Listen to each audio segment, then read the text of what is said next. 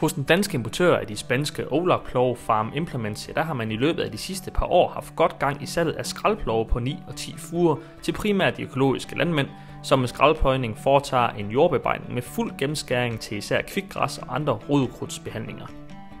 Men nu udvides konceptet med skraldpløjning til også at omfatte såning af blandt andet efterafgrøder og andre småforarter, såsom eksempelvis raps.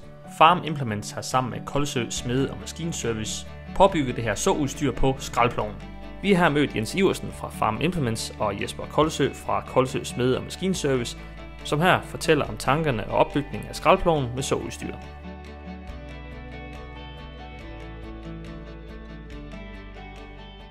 En miniplov er det er typisk på dansk kalder en skraldplov. Den kan plove fra 7 cm til 18-20 cm. Så vi har egentlig solgt en del af den også til ganske almindelig pløjning. Ikke bare til skraldpløjning, men folk bruger dem både til skraldpløjning og til almindelig pløjning. Selve vendhovedet, den sidder så ganske enkelt simpelthen midt i plov. Og det vil sige, at når man vender den rundt, så vender man simpelthen den her kæmpe store plov over midten. Og det vil sige, at man har ikke behov for at have en indsving eller noget som helst ting. Man kan simpelthen bare vende rundt. Og det er egentlig, det gør, at vi rammer en prisniveau, hvor det er virkelig interessant for de fleste.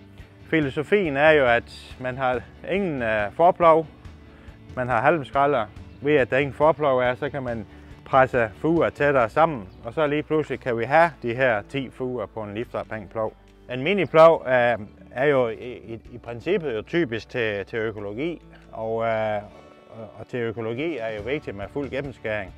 Og den her forholdsvis lang skær er lavet, så der er fuld gennemskæring på plov. Den tager jo de her 15 tom, 38,5 cm i arbejdsbredde per fuger. Og det er det, der passer sådan set til en skraldpløjning. Selve muldpladen er jo formet ret aggressiv. Den er sådan set lidt, den kaster sådan set jord fremad. Og det vil sige, at selvom man kan sige, at man har det forkromede forplovssystem, jamen så får den egentlig mange gange rullet halm og ukrudt ned i jorden, ved at den ligesom ruller det rundt.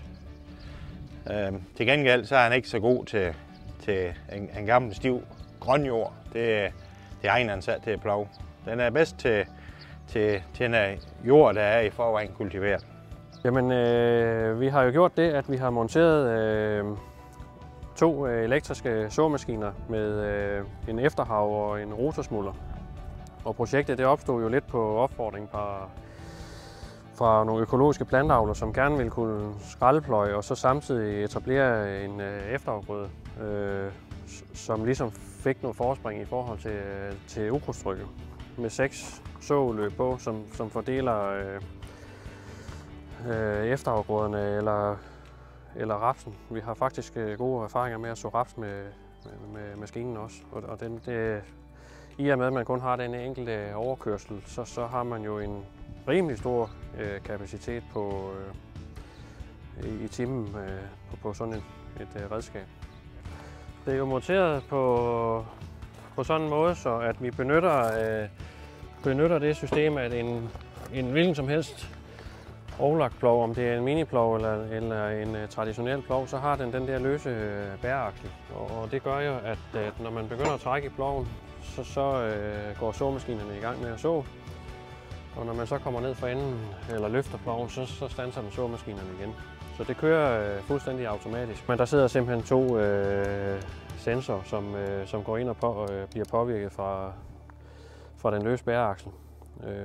Så det er så lavpraktisk, som det egentlig kan være, og det var egentlig udgangspunktet, at det skulle heller ikke være mere avanceret end højst nødvendigt, så det var forholdsvis nemt at gå til. Og lige stand så er såmaskinerne, de har et trinløs indstilling ned på såaksen, og så trinvis indstilling af den elektriske motor op på styreboksen. Og det gør jo egentlig, at man kan lave i princippet alle mulige indsåninger på den måde. Her ser vi efterafgrøder, som er sået med skraldploven. Sådatoen det var den 18. august. Og her kan I ellers se udviklingen af efterafgrøderne, indtil efterafgrøderne bliver pløjet ned den 6. januar 2021.